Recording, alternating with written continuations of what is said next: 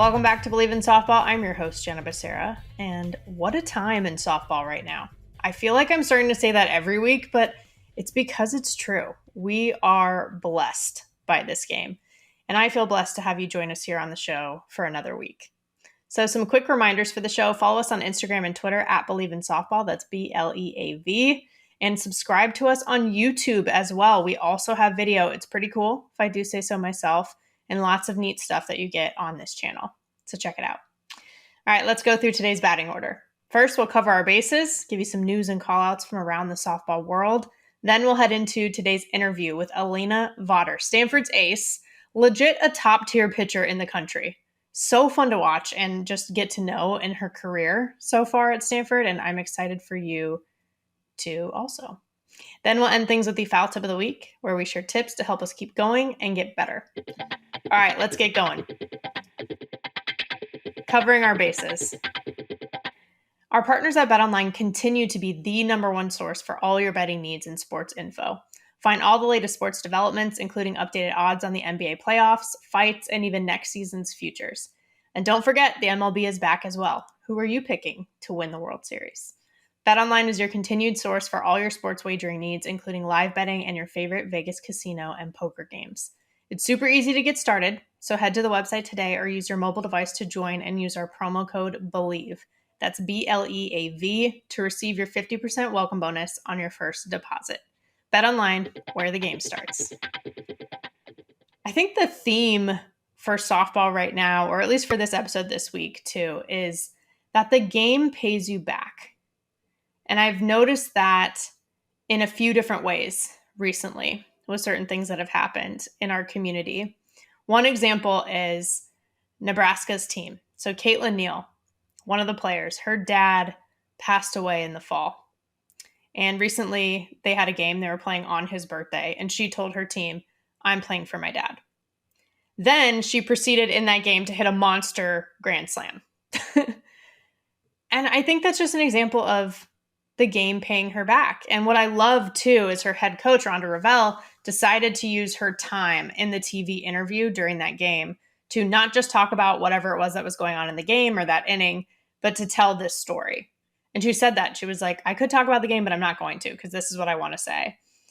And it went viral because she was right in what she said, which is that this is what it's all about in terms of the collegiate athlete experience and what this kind of community means. Like, this is what it's about. And then you fast forward now too, and Nebraska has one of the top win streaks in the country. They've won 18 games straight after this past weekend. And they had one of the largest comebacks in school history against Minnesota. They were down 8-1. They made it all the way back. So I feel like the game is paying the team back as well. And maybe the head coach back for how she approaches the game and how she treats her players. And so I just think it's important to highlight when those types of things happen. Another huge one, an example of this happening, is Kat Osterman getting her number retired. Finally, no one in Texas softball will ever wear number 8 again.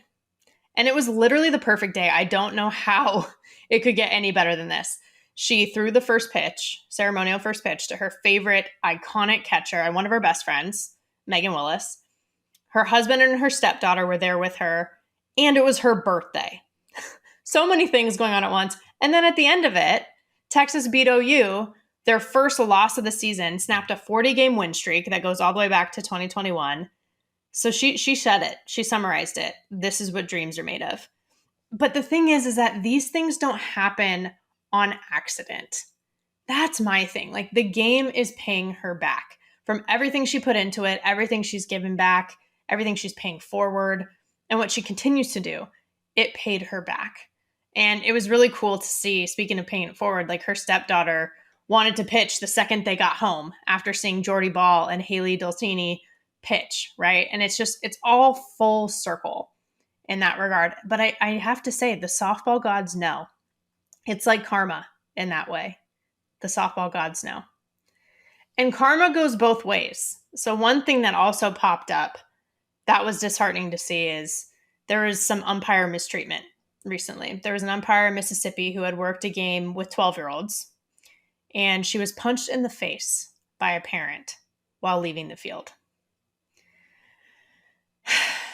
There were pictures of her, Christy Moore's her name, her bruised face, and those went viral too, but obviously for not good reasons. And it's just unacceptable. Like in this instance, the mother who did the assault was arrested and charged and banned from recreational facilities in the area. But to me, this also hits on a larger issue that's happening right now, which is it's getting harder and harder to recruit umpires. And this is why. It's not that they can't handle critiques. We've all said, oh, come on, Blue, or whatever it is during the heat of a game. But it's like the verbal and apparently now physical abuse, the lack of respect, the lack of gratitude, the lack of class that umpires deal with. And a lot of it is parents too. You know, it's like, be better for you and for your kids. Umpires don't make a lot of money. They're just trying to support a game and a community they care about. And the job is hard. Do you have any idea how hard it is to see things in real time? It's fractions of a second, inches that make a difference. It's a thankless job. And if you disrespect umpires, you disrespect the game. That goes for anyone else who helps make the game happen. Event staff, coordinators, I don't care. I don't care if they make a mistake. That's life. No one is perfect, but we're a lot better than that. The game pays you back. The universe pays you back too. So the energy you put out is what you're going to get back. And luckily, there are a hell of a lot of people who do respect this game and respect other people. And that's what makes it great. And some games that I'm going to be calling and getting to witness this weekend is the ASU series at Stanford. So the Sun Devils are first in the pack. They're undefeated, 12-0. They swept all 4 series so far. They have a 20-game win streak leading the nation right now. They've been ranked all season. Hitting is their bread and butter. Like so many exciting things coming out of Tempe. Then you have Stanford, tied for third in the pack, took the series from top 5 UCLA to snap their 25-game win streak at the time. Sound familiar?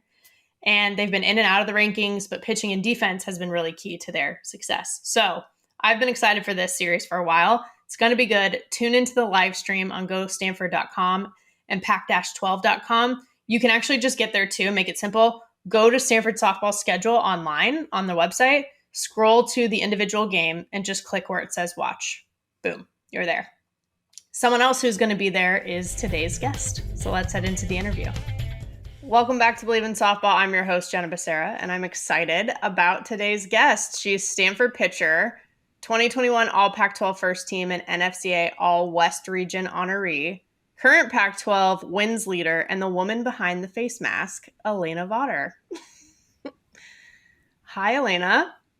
Hi, Jenna. Good morning. Morning. I know we were talking about right before this, basically, that this is kind of what we do every week. We talk, but now it's just, you know, on a recording for a podcast.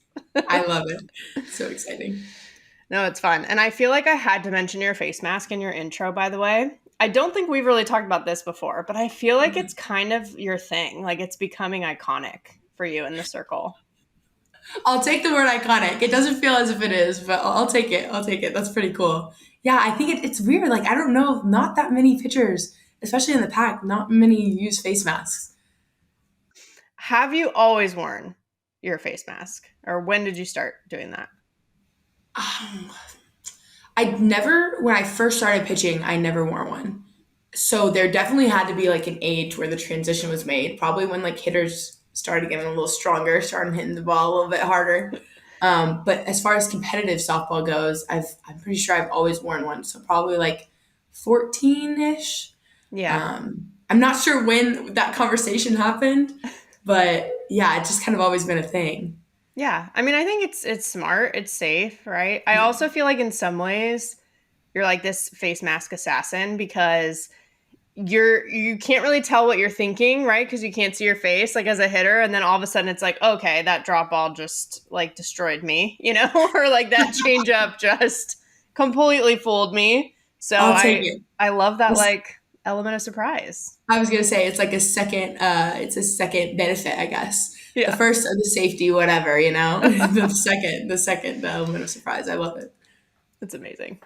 And everybody calls you AV, right? Not Alana. Because, like, we started doing that on the broadcast, by the way, but kind of without permission. Like, we just naturally started doing it. And then I think I ran into your mom one day, and she's like, oh, yeah, everyone calls her AV. I was like, okay, great.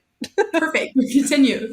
Yeah, I think Most people do call me AV. Actually, it's so funny. Last night, like at a dining hall, somebody called me AV, and I was like, I've never introduced myself to you as AV. Like that seemed odd, but I think it's a thing. Like I think if people hear somebody call me it, then they're just like, okay, yeah, like that's. And I go by it. Obviously, I'll turn around and I'll pay attention. But Yeah. yeah, it's just one of those nicknames, I guess. Yeah. I mean, it's fun. I feel like softball is definitely, well, athletics in general. It's like the nicknames kind of rule Yeah, all. yeah, Like, I don't know. See, now that when I meet all of you guys now, you know me as Jenna, but when I played, like, nobody really called me Jenna. It was always JB. maybe. And so Yeah, when we reunite, like for alumni weekend, which was just like a couple weeks back, like I'm yeah. hearing JB all over again. It's kind of nice. You're like, oh yeah, Right, I remember that time in right, my life. Like right. like I used to wear this necklace all Oh, the time too. So cute. anyone on the video can Yes, see it, you know? JB. But it's like, so I don't know, maybe later on you'll be like, oh yeah, I miss those days. You'll get there. You're Nostalgia. still a young Yeah. pup. No. It's nice to think about for sure. That's Yeah. fun. No, I love it.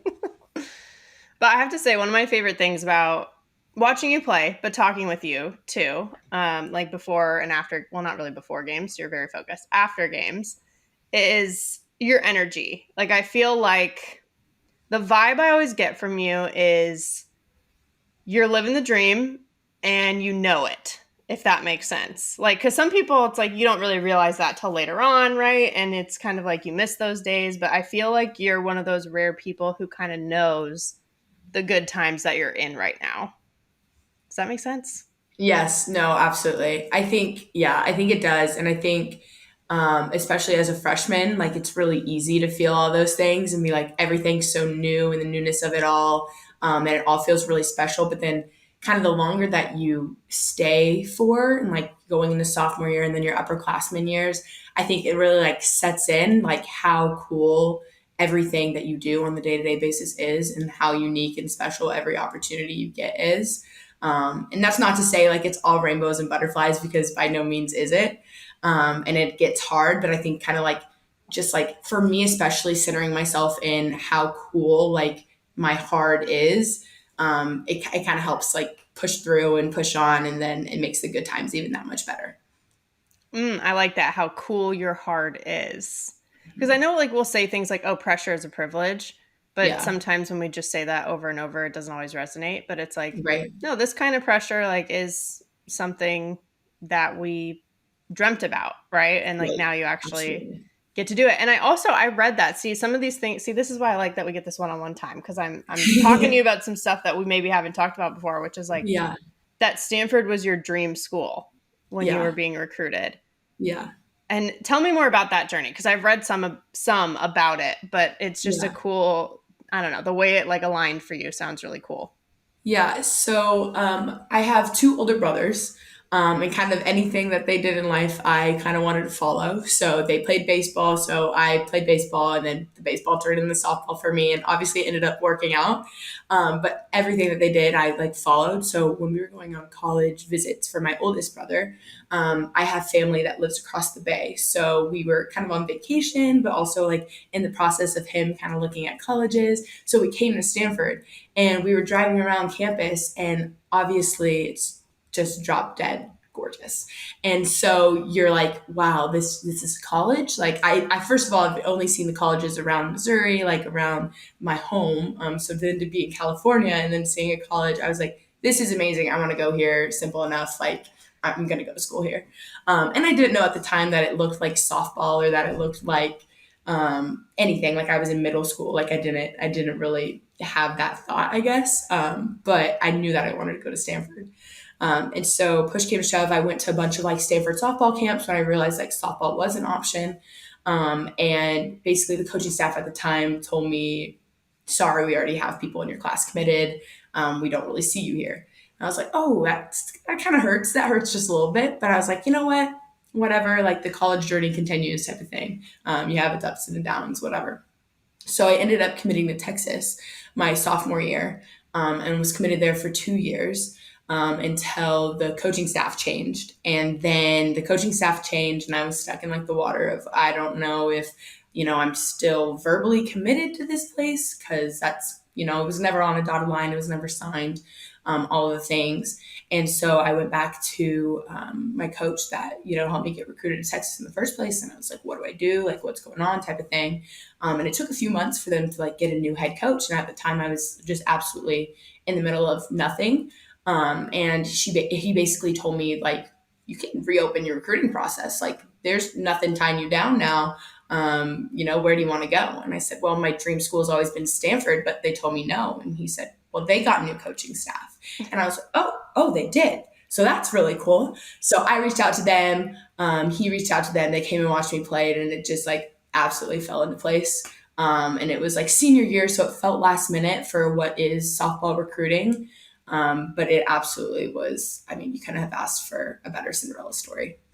So. Well, that's what's crazy, right? To imagine you not at Stanford now right? Isn't that such a weird thing to even think about? Yeah, absolutely. Yeah. It's just like, it's simply a part of me, and I wouldn't have it any other way. Yeah.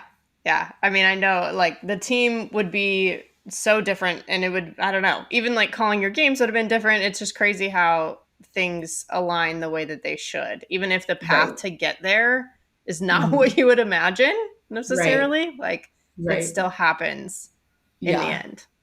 No, absolutely. Yeah. It was definitely a whirlwind, but definitely made everything all the more worth it, I think. Well, and it seems to me like from conversations I've had with you and your teammates that, you've met some of your best friends here. Like I feel like you and Tatum Boyd are this like hilarious duo that everyone just wants to be friends with. Yeah. Yeah, just about. Tatum and I get along really well. We have since freshman year. Freshman year, we like started playing in season and stuff, and then obviously COVID cut it short. And then we're like, okay, but what can we do together? Like we're thousands of miles apart. Like she's in Texas, I'm in Missouri, and we're like, okay, how about we meet halfway?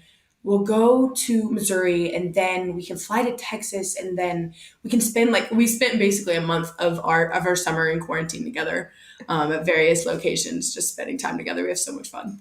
I love that. I love it. And because you're both pitchers too, right? Like I just think the pitchers are special. Like that's why we say like there's a reason there's a circle drawn around the pitcher, right? And there has to be, and like I hope you take this as a compliment. And this is somebody who pitched through freshman year. Like you have to have a little crazy, right? Like to be a pitcher. Always. Yeah. So when you're crazy and her crazy, or you're weird and her weird, kind of align, like that's a good time.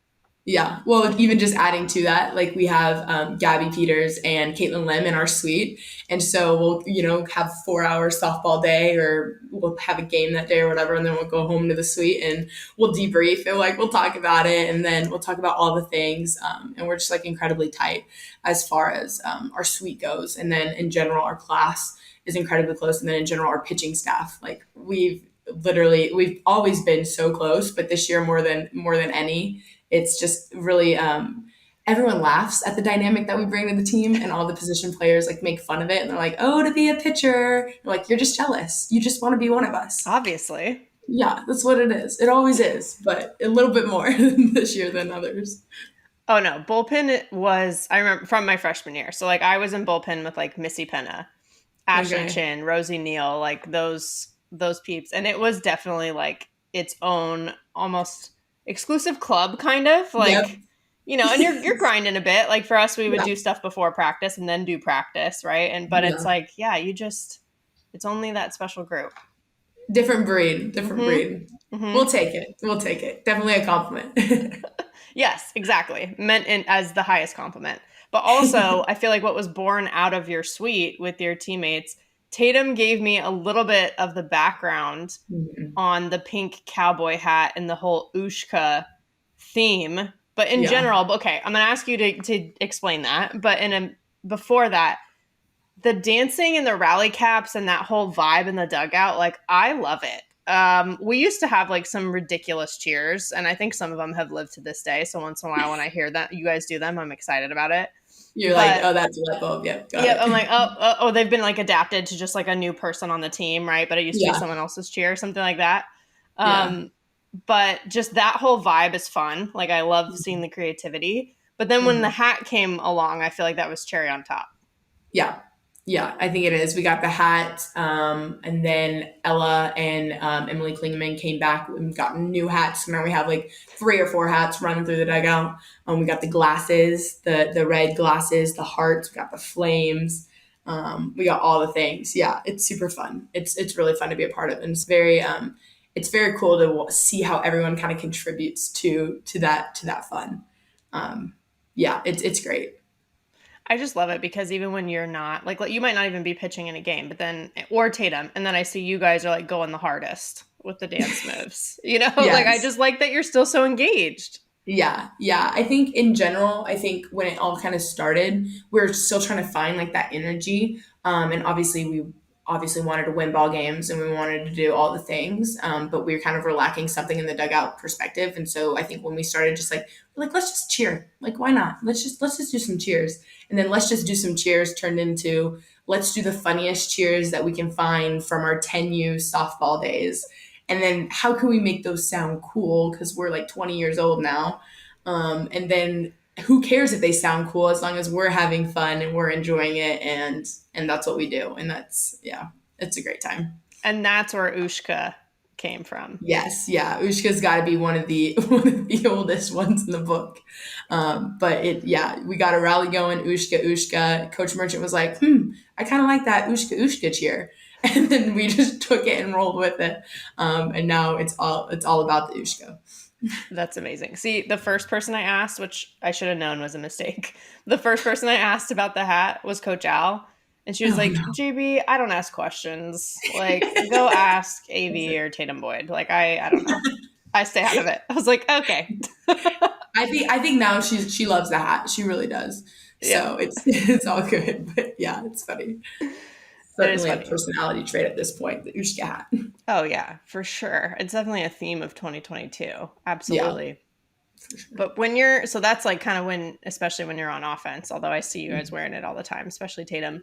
Yeah. But what are the bullpens like? Like you said, you guys are the closest you've ever been, probably. Yeah. What are bullpens like? What's the dynamic? So in general, like practices and bullpens, it's pretty like individual. You'll go and like you'll throw your bullpen with, one other person or whatever.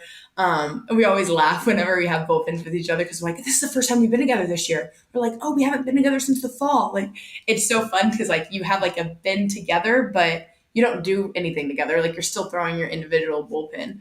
But just to like be with each other is like it's just so enjoyable. And then there's always like Coach Nyberg is just a hoot. So you always walk away with one bullpen with like something that somebody said that was funny that like you're gonna take into your next bullpen and be like, hey, remember when you said this? And so yeah, we just genuinely have a great time, and we genuinely get work done and get better. And you can walk away and say, your bullpen buddies and Coach Nyberg and the catchers and Coach Alistair when she comes to the bullpen, like you got better, and that's really exciting to be able to like constantly be moving upwards, not only individually but as a staff, and then how that translates to the team is really cool as well. For sure. I felt like the most productive bullpens I've seen have that balance still, like what you're saying, like where there's a little bit Mm-hmm. of fun, but there's obviously Yeah. a lot of focus still. But Right. I don't know, like it used to be a breeding ground for like inside jokes. Sometimes you Mm-hmm. like all randomly you're like, why did I just share my deepest, darkest secret? Like with the pitchers You're and like, I'm not sure. catchers. I'm telling you, the bullpen is a special place. You never know what's going to happen. It is. It's awesome. And even seeing the fact that you guys have such what to me at least compared to when we played a tricked out bullpen, like compared to what we had with like the covered cages and all this stuff is We are so awesome. lucky. We are so lucky. We'll travel to places now and we'll be like, oh, that's a pretty nice cage, and then we'll be like, yeah, but ours is just like way better. Like it's just part of it now. But no, we're extremely lucky, and yeah, and the field crew takes unbelievably great care of us in the cages and then on the field as well, and looking the part half the battle.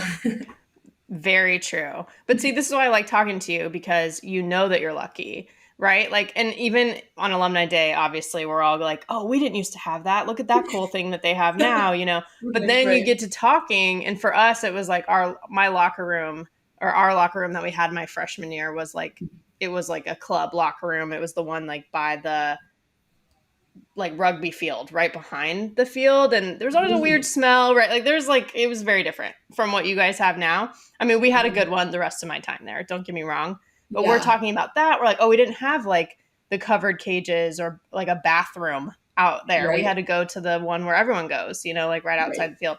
But then I talked to older alums who are like, oh, well, we didn't even have a field on campus. We had to go off campus and play across the street from the Stanford Mall. And you're like, okay. So And then it's you're all like, wait, relative. I know what fields you're talking about too. Like I see those all the time. Yes, that's the one. Wait, so the clubhouse behind the field wasn't there? The clubhouse, the one that's That we have like, now, like our locker room. no, not That wasn't initially. there. Yeah. Not even a building. Yeah. No, no. Wow. It was like a whole, yeah, there was nothing there. The nice locker room that we had, well, I don't know why I air quoted it. It was really nice. That was unnecessary by me. The nice locker room that we had was past the field hockey turf. So we always Okay. used to get in trouble because we'd try to cross it and they'd be like, go around, you know? And that was nice. It was next to like the practice football field. But then Okay. you guys got the one that you have now, which is right in center field, which is great. Yeah. Yeah. Yeah. Yeah. It is so nice. It's so nice. But anyway, you're the right kind of player, like current player to talk to because you're like, oh no, we're so lucky versus like, you know, thinking like this is how it always was. Right. Right. Right. Okay, So. well, enough of me projecting my stuff on you. But we're talking about bullpen too. The thing about it is, I feel like what's cool about Stanford is that you guys have a staff. Like you have a Mhm. deep bullpen. And that's changed about softball a little bit. Like there are more pitchers on a staff, Mhm. but you still have emerged as the ace. Do you agree with that? Is that how you look at it? And how do you feel? What does that mean to you, being the ace? I think, yeah, this year I feel like people have been saying that more. And I don't think it really changes what I do on like a day-to-day basis, or it doesn't change my role by any means, like to define it as that or to not. Um, I think it's cool. I think it's fun to like think about like, hey, like, like I'm gonna go out there and my team, expects this of me and I expect this of me, and we're gonna go win a ball game. But I don't think that that changes what I've done in years past, or it's the same mentality, whether or not you call it that. But I mean, that's not to say that it's not cool. Like I think it absolutely is cool. I think that's your dream going into playing college softball is, I want to be able to play, and I want to be able to play, and I want my team to be able to, have expectations for me, and like I want to be able to perform to those expectations. So I think it kind of like brings all of that back too, of like, okay, this has always been the dream. So it's cool to hear, but it doesn't really change anything at the end of the day. It's a cool word, but that's kind of all it is. It's just another word, I guess. Yeah. Yeah. And I've noticed you guys are just very much like rooting for each other. The pitchers kind of root the hardest for the other pitchers, which is so cool because, not everyone's like that. Not every culture's Right. like that. Yeah. No, And 100%. When anybody's on the mound, everybody wants them to do their 100% best, and the team wants them to do nothing but absolutely the best. And I think it's funny because we joke, and like I'll be like Reagan was pitching yesterday, and I was like, Reagan, I'm your biggest fan. And it's like a joke, it's like a scream, but it's like, no, I'm serious. Like I yeah. literally am. Like, please understand that. So yeah, it's just a really like it makes it super fun when there's only success that you want to see, and that's, yeah, when you can be excited for anybody doing anything. I think that's really special. I think that's something our whole team has, which is Yeah. cool. Yeah.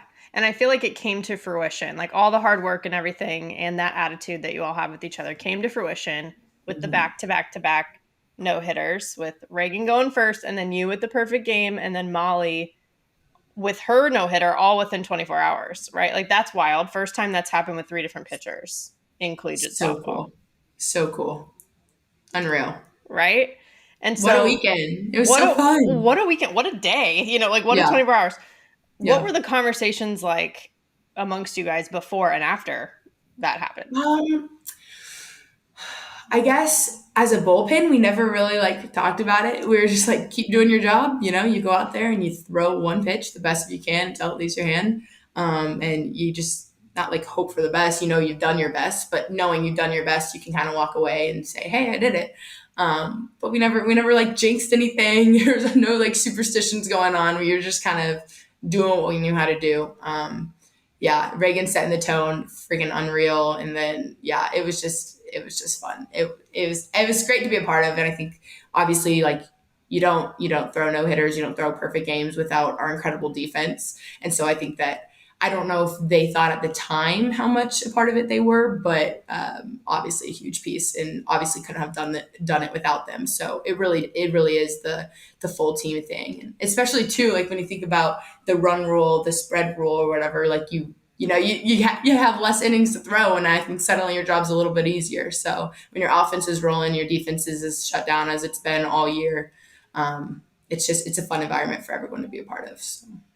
That's true. Those were all run rules too. Yeah. Which, what a time for Stanford I softball. mean, love to see it. You just love to see it. So good. So good. And fun to watch, fun to call, all of those things. But I just the cool part to me too is that you have Tori Nyberg as your pitching coach, obviously. Then there's Coach Al, who's the catcher, right? So you have like that battery mindset within the coaching staff. Not to take anything away from Coach Merchant, because she's also amazing. But Right. that must be fun to have as somebody who's a part of the bullpen. Yeah. I think it's when we're preparing for games, we'll go over the scout, and then Coach Albert would be like, I think this about a hitter, but Coach Alster thinks this about the hitter. And then in the actual game, this literally happened yesterday. I thought like Coach Albert was like, okay, I think she's gonna call this pitch. And I look down and then I look over to her to see what the numbers are. And then I'm like, she's talking to Coach Alster, and I'm like, Coach Alster might be changing her mind about what pitch to throw right now. But no, it all works out all the time. It's really nice to have all the different perspectives, and how tight knit they can be to like, the pitching catching, you're going to touch the ball every single pitch. So you got to figure it out. So yeah, it works great. Well, and something we talk about a lot on broadcast, because it's so cool, is the fact that, first of all, every head coach in the Pac-12 is a female and somebody who played themselves, like in collegiate softball, which is awesome. But 6 out of 9 are alums leaving their alma maters. Obviously, Coach Al being one of them, but Coach Nyberg too, having been at Stanford. We talk about that a lot from the coaching perspective, but from the player's perspective, how do you feel like that affects the way that you guys interact, or just the program? Yeah, I think in general, a couple things. I think like it's really cool for them to have experience, at a place like Stanford, the academic side of it, as well as the balance of the student athlete lifestyle. It's so funny when Coach Nyberg's like, yep, that was not here when I was here. Or like, oh yeah, that's super cool. Like just at practice a couple days ago, Molly said a class that she was in, and Coach Nyberg was like, I never heard of that class ever. It was not here when I was here, but I would take it and I would love it. And it's just that relation that is so direct, because it is so apparent and real, which is really nice. And then I think it's so fun when you like see Coach Alistair and Coach Nyberg's dynamic, and they're best friends, but it'd be like on a recruiting visit or something, and Coach Nyberg would be like, oh yeah, this is where we did this that one time, and Coach Alistair's like, no, we didn't. That didn't happen. And like it's just so funny how they remember things so differently. But how they still have that shared experience together, and then to think about them in that dynamic, to know them in the dynamic they're in now. It's really fun to kind of laugh about and to play games and joke with. So it is cool. Yeah. And I would imagine, because I felt this a little bit during alumni weekend, where then you see maybe some of Coach Alistair's old teammates who are older than her. And like the dynamic is still kind of there, where it's like, oh, they were her senior when she was a freshman or whatever it was. Right. And you're like, oh yeah, that's right. You're like, not just a coach, because she was my assistant coach, So like, I think of her as a coach as well. Coach, yeah. And then you're like, oh yeah, like this is kind of like the player Coach Al coming out. Yeah. So exactly. We were talking about how our class is like rooming together next year, and we're in suites. And Coach Nyberg was like, oh yeah, that's awesome. Like I roomed with my class in suites. And Coach Alistair's like, yeah, I slept on the couch. What in the world? We're like, never would we imagine, but okay, like sure. Yeah, it's sure like, wow, happened. you used to be here. Weird. Yeah. You're literally I mean, what if we like live in the exact same suite that they lived in? It's cool to kind of play those games within your conversations, I guess. that actually happened with me and Missy Penna. So she was a senior when I was a freshman. And my sophomore year, I lived in Kimball. Okay. Didn't get the best draw number for the record. That's why I was in Kimball, although the location was great, close to the field. Yeah. Yeah. But I ended up living in what I didn't realize at the time, but I found out later was her old room. Oh, funny. In Kimball. And I was like, oh, because she lived there for multiple years. Yeah. And she was an RA and all that stuff. And so I was like, oh, that's crazy. And I don't know if you remember this story because this was from before I was in college too, but there was a student named Asia Kim who didn't actually get into Stanford, but she didn't tell her parents and like her family. So she like still went to Stanford and like found a way to just be like, oh yeah, like I'm still waiting on housing, you know, and like ended up staying with just like a couple of actual students and like sold them the story. It was Missy Penna. Missy Penna is the one who like actually let her stay in the room. And then all this stuff came out later. Anyway, that was the room that I had too, my sophomore year. So I have never heard that story, and that is so funny. yeah. And if you know Missy, which I hope you get a chance to get to know her, just like in different alumni events, it makes sense that she would be the one to have done it. Like, just sleep on the floor. Wait, yeah, Kimball's rooms are not that big. They're not. The whole thing's weird. That's like for another podcast, really. But yes, you could end up, you know, being in the same suite. Just sleeping on the floor, just sleeping on a couch, pulling out a chair. Man, it's too good. It's too good. Well, just Stanford things. Yeah, you know, just Stanford things. Not a big deal. When you're on the field, though, what is your favorite way to get people out? Any way is a good way. Any way is a good way. I mean, obviously, like, strikeouts are great. But at a certain point, I'm like, any cool catch that's made by anybody, I think is phenomenal. Like, if it's a line drive shot or like a dive or Sydney Huff, freaking unreal at second base.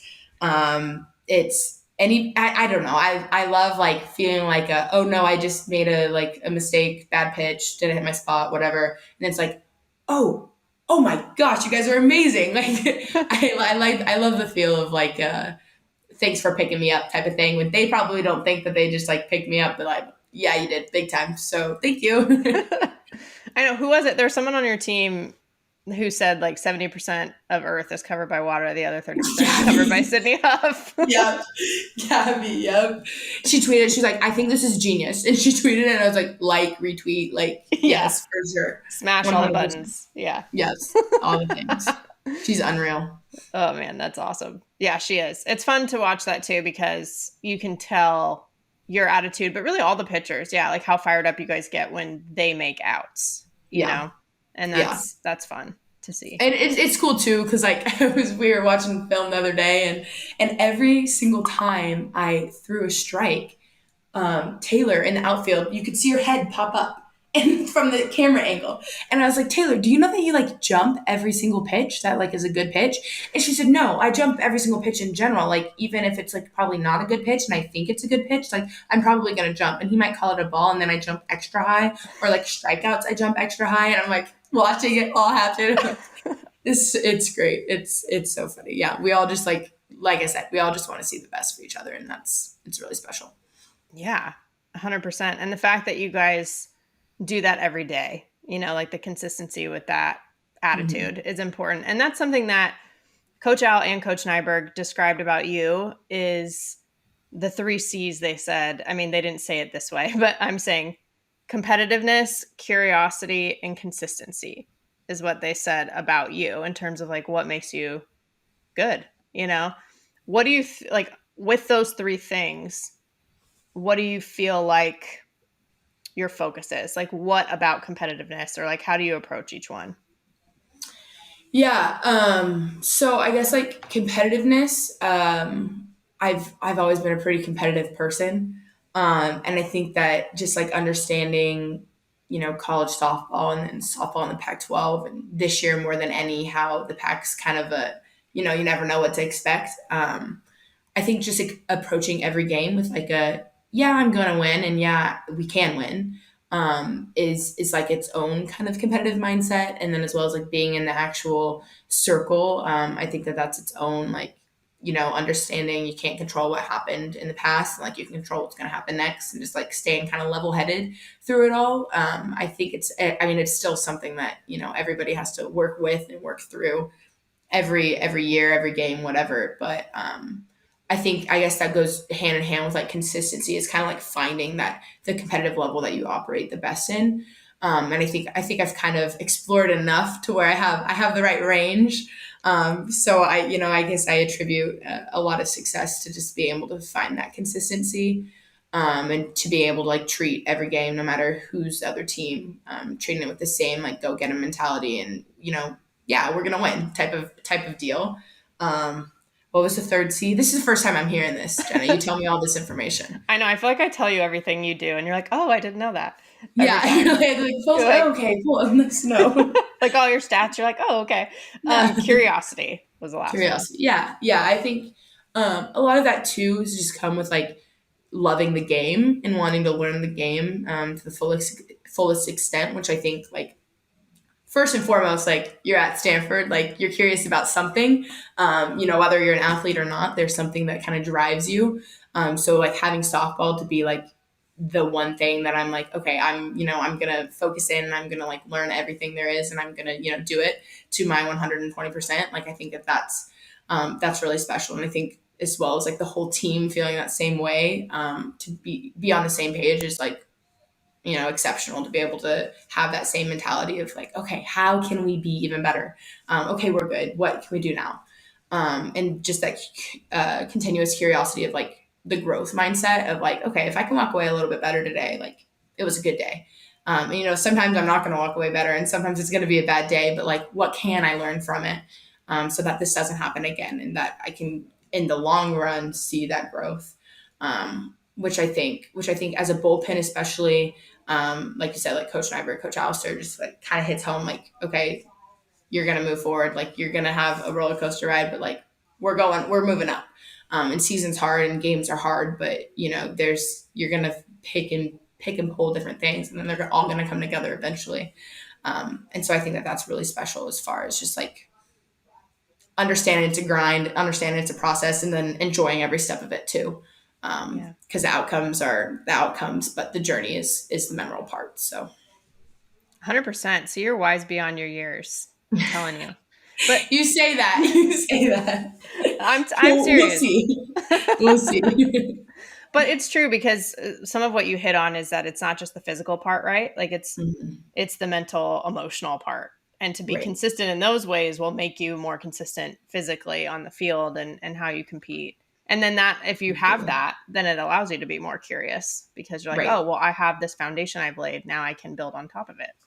Absolutely. And I mean, just to hit home, like we play a failure sport. Like it's not going to be perfect. It's not going to be always easy all the time. So kind of just like understanding that and being okay in the we say being okay in the hard, or being okay in like the not so great, is going to make the great, and going to make the easy even a little bit more special. Yeah. And speaking of the hard, this is your second time, only because you didn't get to freshman year with the 2020 season, going through Pac-12 play like this. How would you characterize Pac-12 softball from your experience? Intense. It's so fun. It's like every day is, and especially this year, like, I mean, any game ever, you can show up and you can win or you can lose. And we talk about that. Like, it doesn't matter who you're playing, like you can win or you can lose. But in this year more than ever, it's like, you really can. Like, it's just kind of where the Pac-12 is right now. But in general, to just be able to say like, yeah, I played Pac-12 softball, and then like, yeah, like we're really good. It's fun. Like, especially at Stanford too, when people don't necessarily know, oh, like you play softball, that's cool. How do you play softball? Like, how do you score runs? Like, what you pitch? Does that mean you put your arm in a circle like this? And I'm like, that's that one. Yeah. It's harder than it sounds, though, I swear. Right. But maybe it just needs to be simplified like that sometimes. True. Maybe it does. True. But in general, just like being able to tell people like, yeah, like we're winning ball games. They're like, yeah, like it's Pac-12 and it's hard, but yeah, we're really good. It's fun to kind of play the balance. But in general, no, the Pac-12 is great, and it's fun to, be able to play at the highest level possible and know that you're playing like against and with the best players in the country. And yeah, it's, once again, I guess it's kind of like a dream come true, because, you think like, oh, I'm going to play for a great program and, we're going to win ball games. But like, no, you're playing in the Pac-12. Like, you're playing great teams. You are a great team. Um, and just, yeah, in general, it's intense, but I think it's enjoyable is my secondary word there too. Yeah. Yeah. Like the good kind of hard.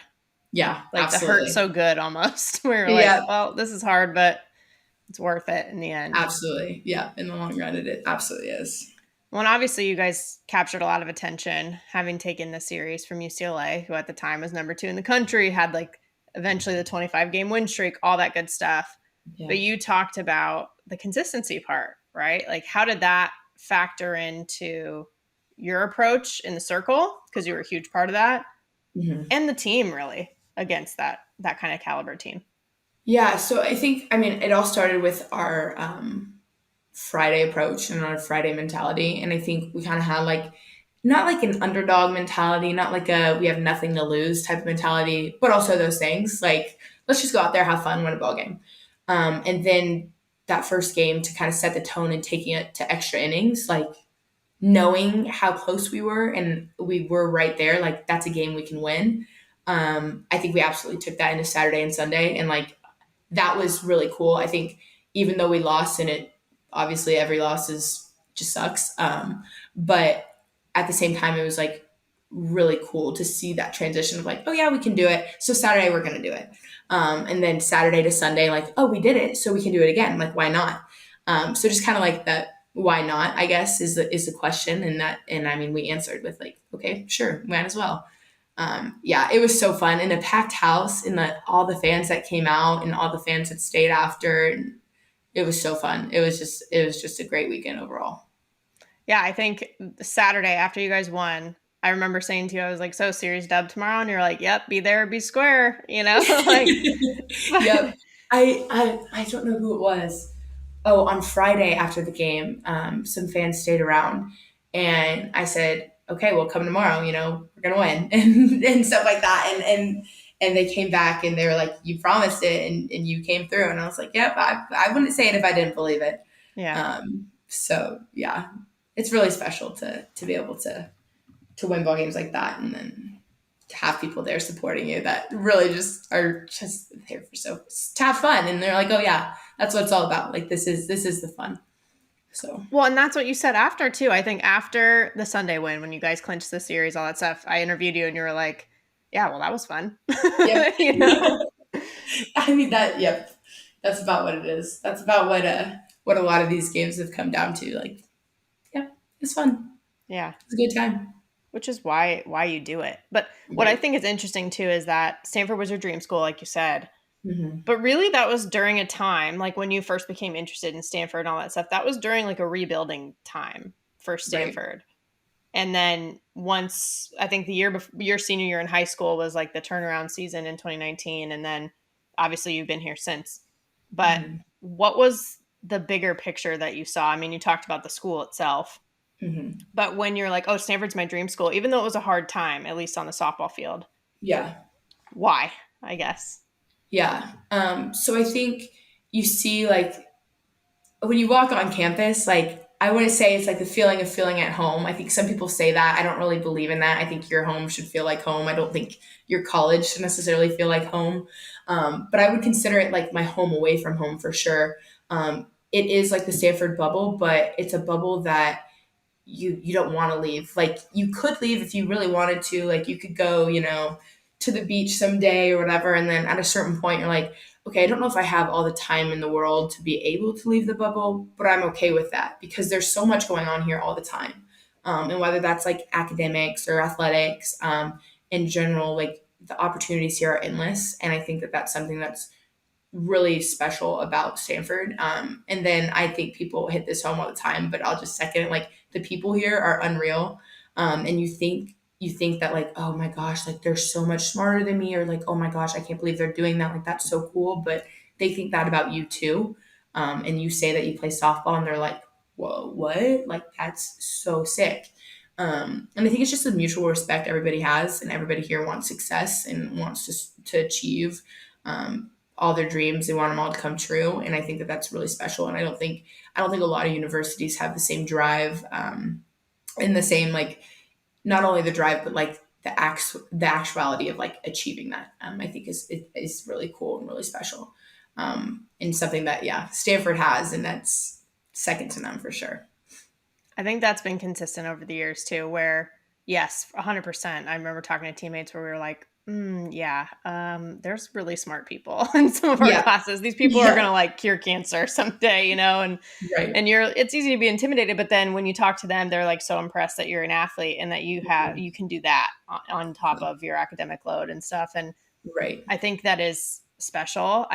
Mhm. It's hard. We're obviously biased, right? But at the same Right. time, I think objectively speaking, you can't really point to another university that has this level of academics and athletics. Like, yes, the Right. Ivy Leagues, you could say academics, totally. You could Hmm. say like other Pac 12 schools, SEC, whatever, in terms of athletics. But to have Right. both the way that Stanford does, you can't really find it anywhere else. It is No. very, very unique. Yeah, it's simply the best of both worlds. And I think, yeah, you can't. I've not gotten into any arguments about it, and I don't think that there are any to be made.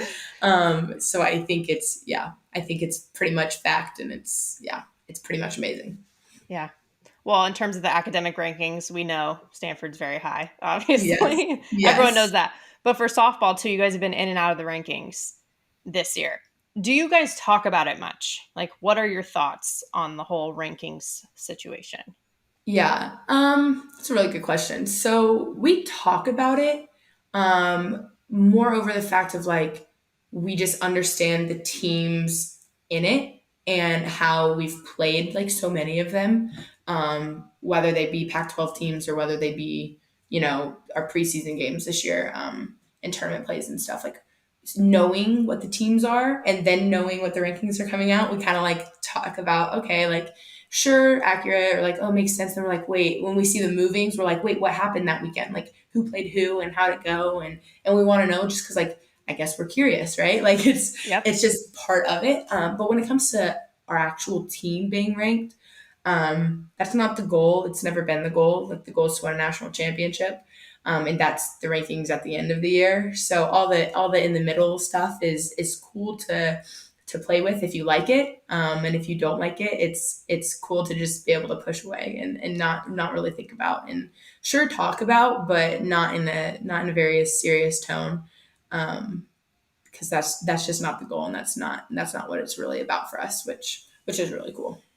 That's a healthy balance, though. Like, Hmm. if you weren't curious at all about teams, it's hard not to be, right? It's like you Right. care about softball as well, like as a whole. Right. Yeah. But to be able to separate that from when you're actually competing, like that's really like that perfect middle ground that you want to be Right. in. Right. Exactly. So hopefully we'll continue this throughout the year, and we'll keep winning ball games, and probably our numbers can go up a little bit. Yeah. We talk about it a little bit more. Yeah. I mean, I think I asked Coach Al that question too, and she said literally the same thing. So, not surprised to hear that mentality trickle down or go upward, either way, both. Right. But All the things. with her personality, what are some of her like go to Coach Al isms that have stuck with you? There are so many. There are seriously so many. I think it's so funny because I think like even when we do our little talks on the field, like I think I always throw in one or two things that Coach Alistair says, just because you hear them all the time and they're so relevant and they're so true. So it's like, I mean, she says it the best way possible. So, oh, I mean, I love all the ones when I'm pitching and she knows like I'm getting frustrated or I didn't get like a strike call or something. And she's like, she'll yell at the catchers and be like, okay, like that's not a ball. And so then I'll throw, like, well, where'd that pitch miss? Oh, it's high. That's not high. So I literally, I'll catch the ball when the catcher throws it back to me. And as I'm walking back to the circle, I'm like clearing my head from the pitch before. And I'm like, that's not high. That's not a ball. And I'm Yeah. like telling myself all these things, on repeat. But yeah, in the moment, in the game ones, those are great. Um, pre-games are staples, practices, all the things. It's just fun to catch on to all the things, and all of them be true too. So Yeah. She's all about the grit too. I feel like hmm grit's like her I don't know if it's like word of the year because it's like every year she uses it, but It's a good word. I mean, yeah. it's relevant and it's real. So, yeah. Yeah. But I think it's cool too because seeing coaches, I mean, she was an assistant at the time, so I don't know if she had control about stuff like this, but seeing Mhm. things kind of like relax a little bit, meaning like you guys have walk up songs. We didn't have walk up songs. Even the playlist is a little bit different. I told Taylor this when she came on the show, where I was like, yeah, you guys had like Lizzo last year. We had like Sweet Caroline, like, so clearly I it's mean, changed a a little bit. balance, maybe both. Like, Yeah. Sweet Caroline is not a bad banger there. That's pretty good. True, you just got to mix it up. But so Yeah. you guys, my understanding is that you guys, I feel like Emily Young, is that right? That was the rumor I heard where she was behind some of the playlists, at least last year. Yeah. So we have like our group playlist for home games that everybody kind of like adds their songs to.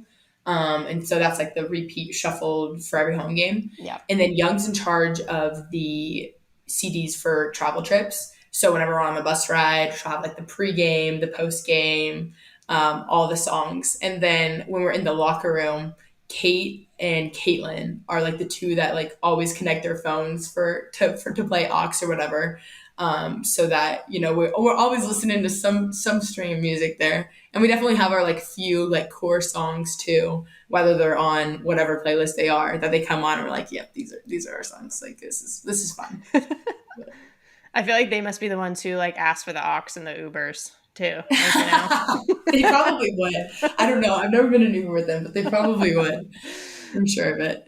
Oh, that's so funny. I also loved this year playing Celine Dion like during the other team's pregame. Where did this come from? Do you know? Because it's No idea. hilarious. I don't know. I literally. So it's really funny too, because then we go to places, and I don't remember last year like traveling to places and what songs they would play for us, but I don't remember them being like nothing. Like Yeah. it's awkwardly silence. And Molly Millar said we are just at Cal last weekend, and they were playing a song, but the song like would go like instrumental blank, and Molly's like, they obviously don't know we don't listen to music at practice. Like, this is what's hyping us up right now, Yeah. Like, it was so funny. I just cracked up for like 5 minutes straight. But no, Celine Dion is second to none. Like, that has to be the best song any school could ever do for their away warm up. But Oh, we'll take whatever we UCLA, get. We'll just give everybody Celine Dion. right? Yeah, no, UCLA like tweeted, like some of the parents tweeted about it because they're like, honestly, it's just hilarious. There, Like, okay, but I good. was I like, wonder. that's See, awesome. like, I'm like, what would UCLA be playing for the teams that come to them? I'm like, I don't know, but it's fun Yeah, to think about. it is fun to think about. Well, okay, one more question for you before we do our wrap up, which is, what's your favorite uniform? I talk to Colleen often. She's awesome. She's amazing. Anything anyone could ever want, she's like always there, just helping them out. Um, we joke because I don't know if I really have a favorite as much as like a least favorite. I Okay. don't really, yeah, I don't really like the red top with the white pants. I don't know if it's the way it fits or like I think it looks fine. I think we look sharp no matter what. But I think that I don't like the way it fits so much. And so I told Colleen, I was like, she asked me like for Sunday, she said, okay, I haven't decided what uniforms we're wearing yet. Let me know like what you want. And I was like, as long as it's not the red top, white bottoms, I don't really care. That's just like my least favorite. And then we go into the locker room that day, and what is it? The red top and the white pants. And I was like, Colleen.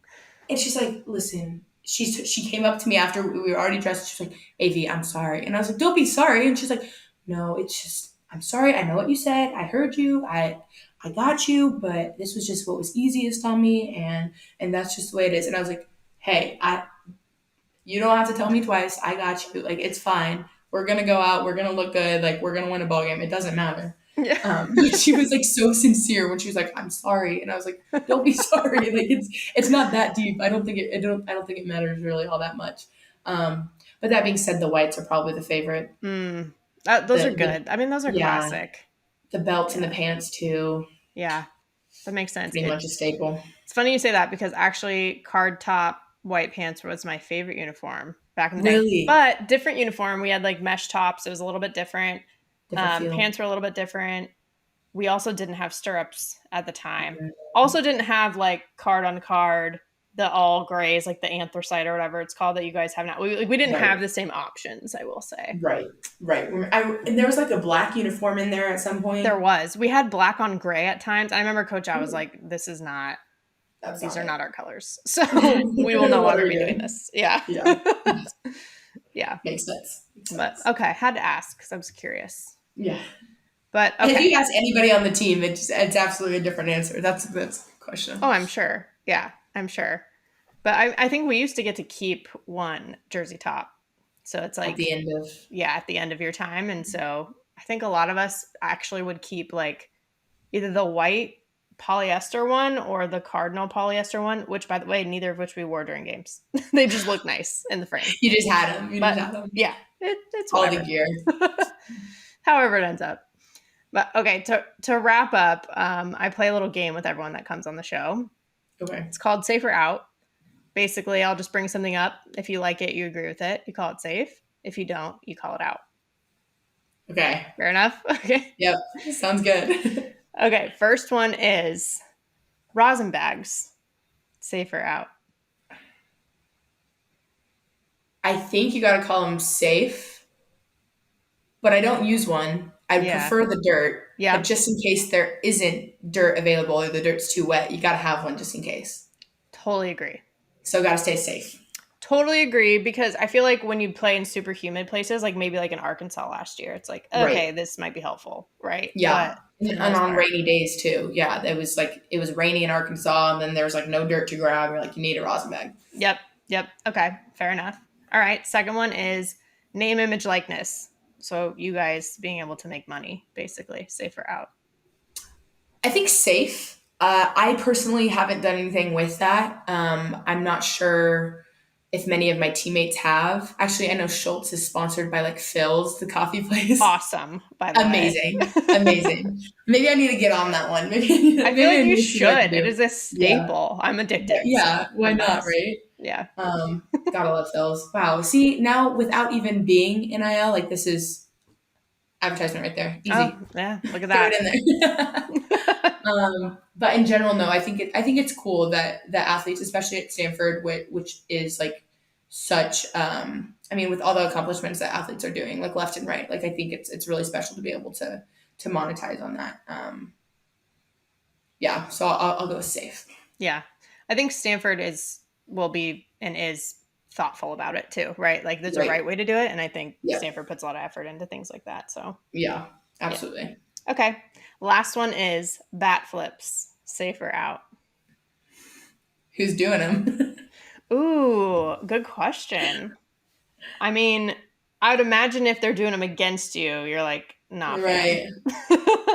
Honestly, I gotta go with safe for all of the above. I think if you're wearing a Stanford jersey and you bat flip, we're all here for it. How do you think Coach Al would react? What? How would Coach Al react if someone did it, do you think?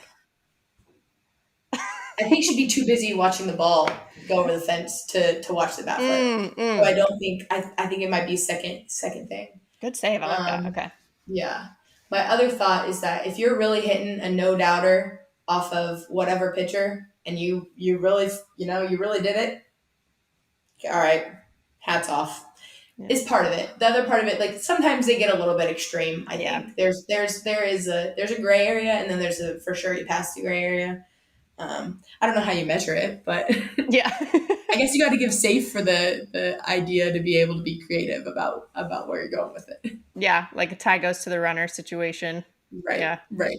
Basically, that's where we're at. Well, fair enough. I feel like you're like one of the evolved pitchers, because a lot of pitchers will be like out, because like they're not, they don't want that, but that's fair. Right. But I want my team to do it, so right, like you're okay with that. Yeah. Yeah. I like it. Well, this has been awesome. Thank you, Elena. It's been fun too, because it's like we got to have this like one-on-one chat, because I feel like I always see you after games and for quick like interviews and stuff, but getting to talk more was fun. So yeah, absolutely. Thank you so much. AV is just fun to connect with. Obviously, it's a little extra special that she's at my alma mater, and I've loved seeing it on the rise these last few years. But on top of that, I've called her games since she was a freshman, and I talked to her on game days. I've met her family. I've seen her career grow, but it's really cool to now connect in this forum and have you join us too. So with that, let's transition to the foul tip of the week. This week's foul tip is about being thankful for each day. This is one of the reasons Alana is successful. She comes to the field every day knowing that she's lucky to be there. And, now you have to work your butt off to get there in the first place. It's not like it's just luck that gets you there. But a lot of people work hard. So when things align for us, we are fortunate that it did so, even if we did work hard to help make it happen. Every day we get to do softball is a good day. So whatever's on tap for the day, it's having the mentality where it's not something we have to do, but it's something that we get to do. And it's hard sometimes, trust me. It could be the hardest conditioning you've had. It could be the most intense practice, whatever. If this is your dream and the path that you've chosen, these are the things that you get to do along the way. Successful players and teams tend to have this in common. Studies show that the happiest people are the most grateful. And it's for a reason. It doesn't mean ignore the real stuff that you go through. Do what you got to do to take care of yourself. But starting with a baseline of gratitude each day is a game changer and ultimately a life changer. So when you show up, do what Alana does. Start with a hello and a how are you? And then when you leave, end with a goodbye and a thank you. It's just a great way to set the tone at the beginning and the end of your time at the softball field. So that's it. Be thankful for each day.